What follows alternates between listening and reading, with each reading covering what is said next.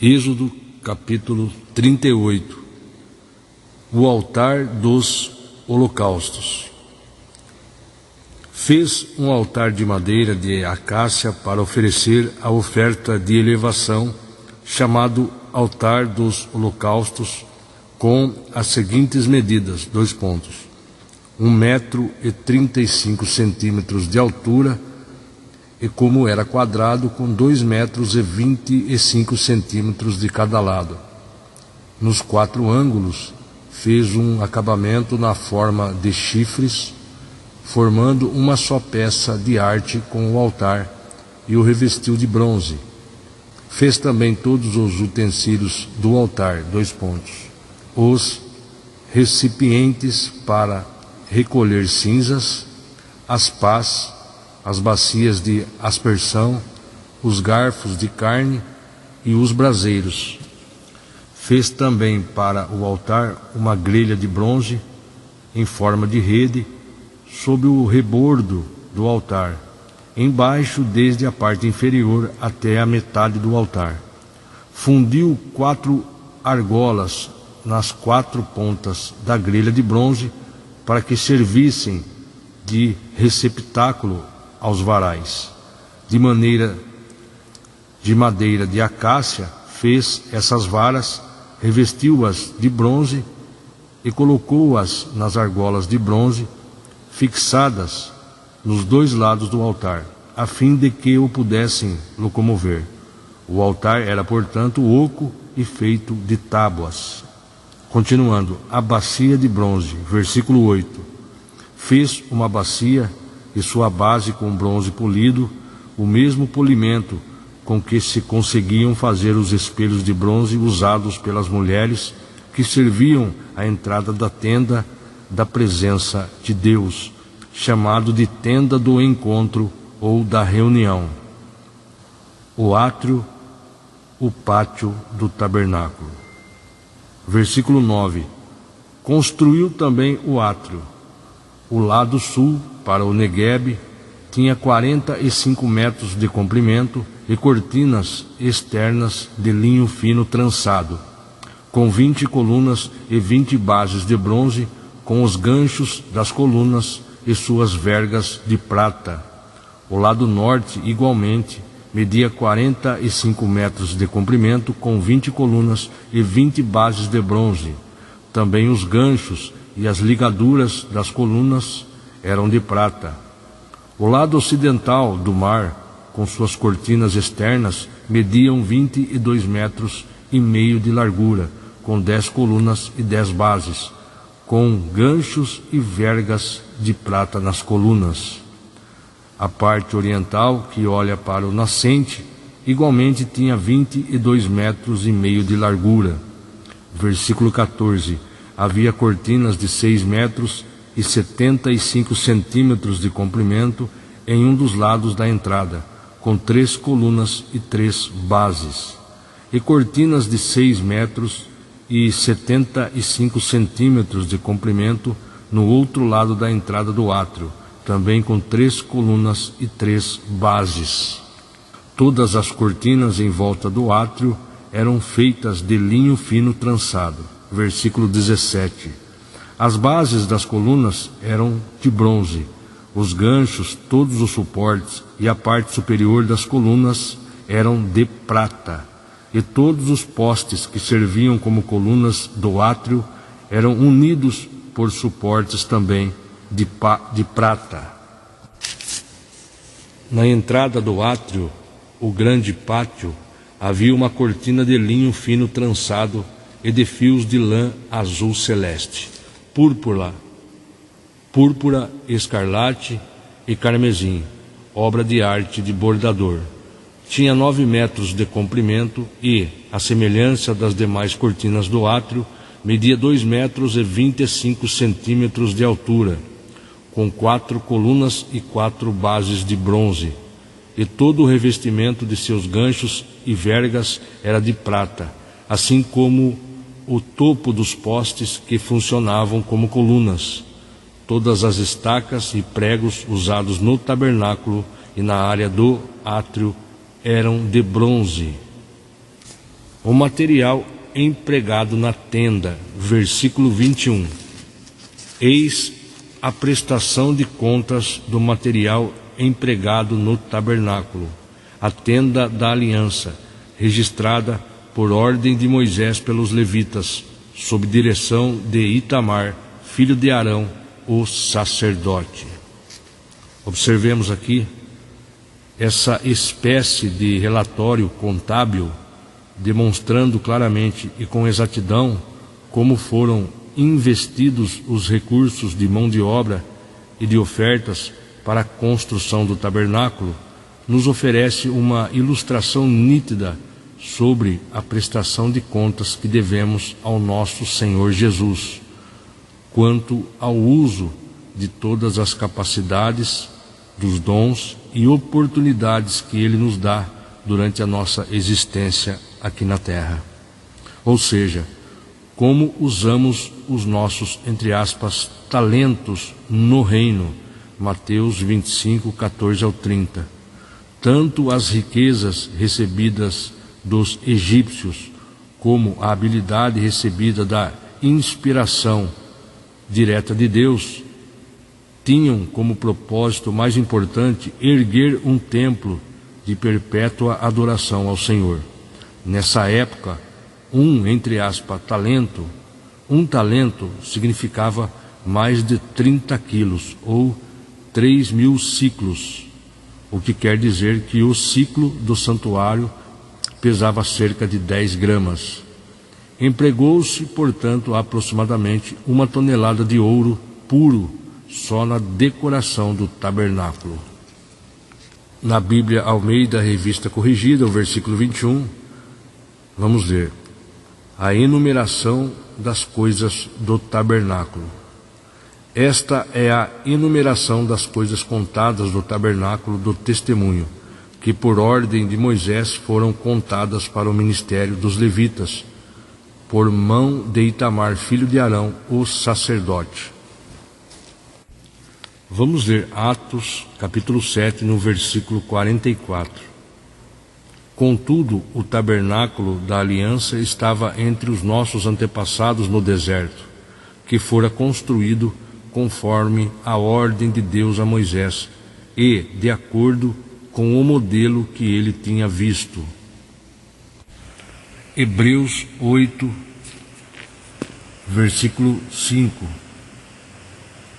Esses servem num santuário que é representação e sombra daquele que está nos céus, já que Moisés foi avisado quando estava para construir o tabernáculo. Observai tudo com cautela, para que façais todas as coisas de acordo com o modelo que vos foi revelado no monte. Versículo 6. Contudo agora Jesus recebeu um ministério ainda mais excelente que o dos sacerdotes.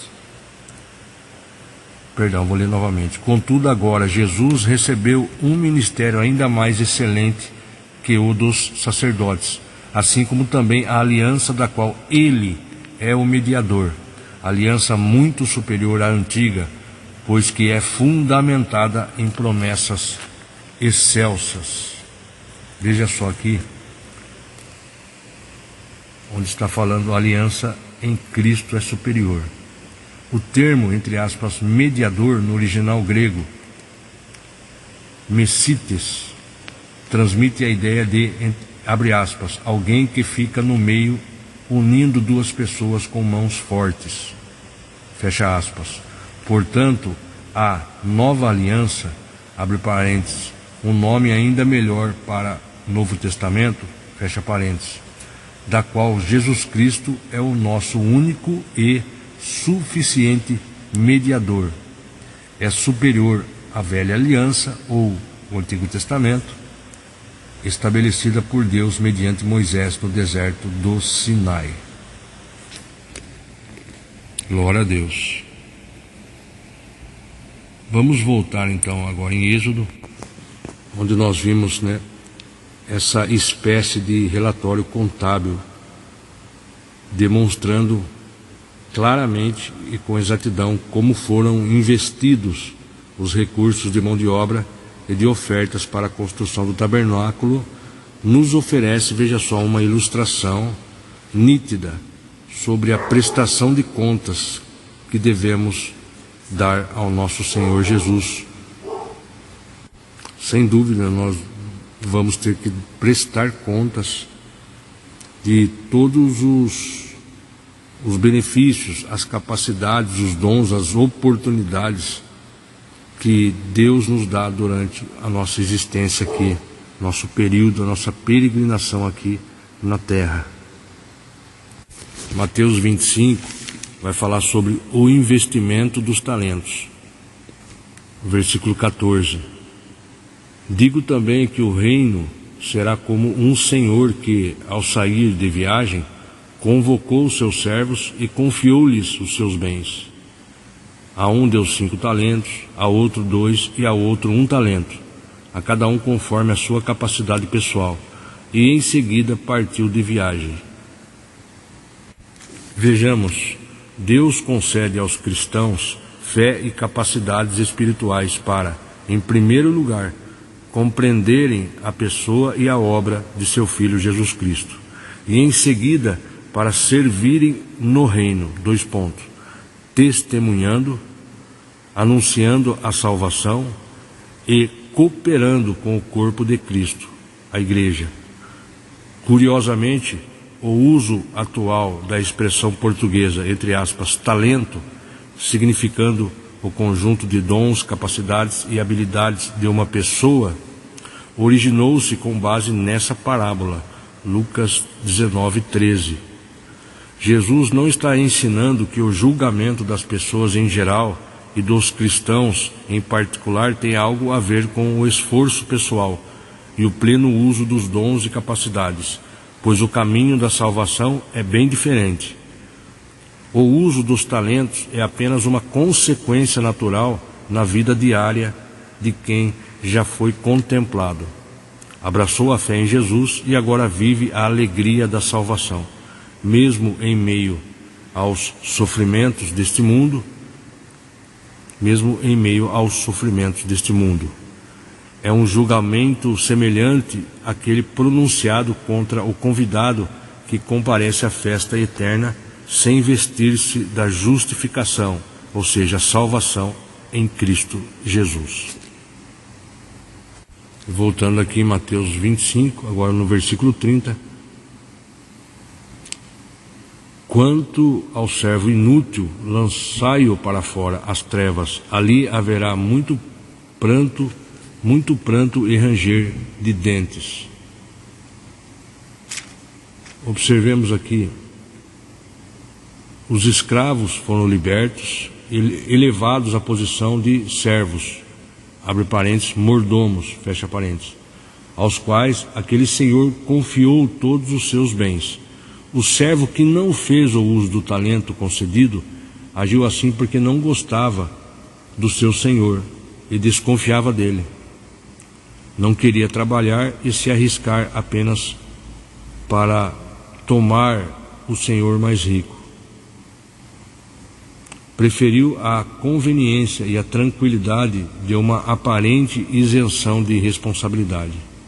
Os dons e os talentos de Deus multiplicam-se quando os utilizamos, pois transformam nossas vidas e ficamos preparados para receber ainda mais da plenitude do Espírito Santo.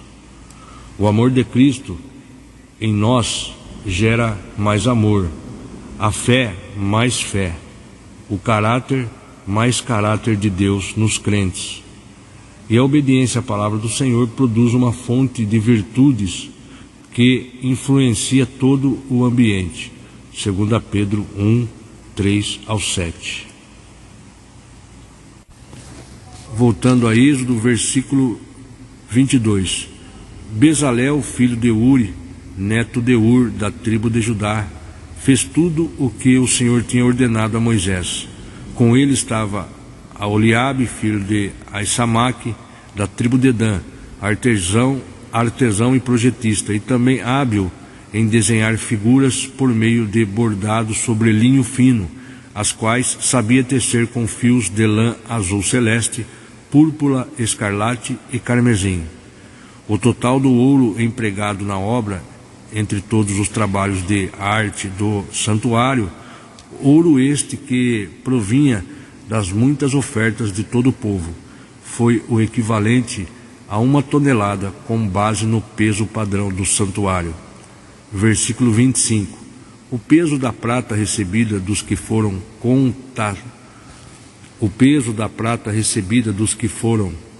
contados no recenseamento da comunidade foi superior a 3,5 toneladas, igualmente com base no peso padrão do santuário. 2 pontos.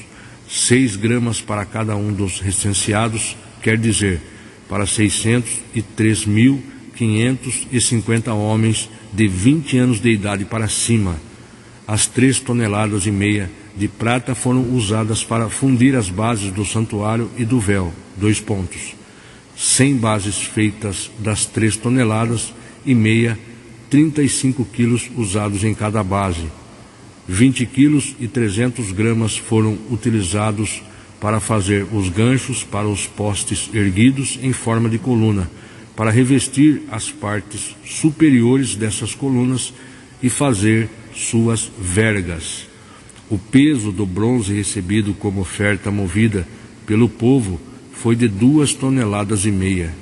Com esse bronze fez as bases da entrada da tenda do encontro, o altar de bronze, sua grelha e todos os acessórios do altar, as bases do átrio ao redor, as bases da porta do átrio e todos os pregos e estacas utilizados no tabernáculo e em toda a área do átrio.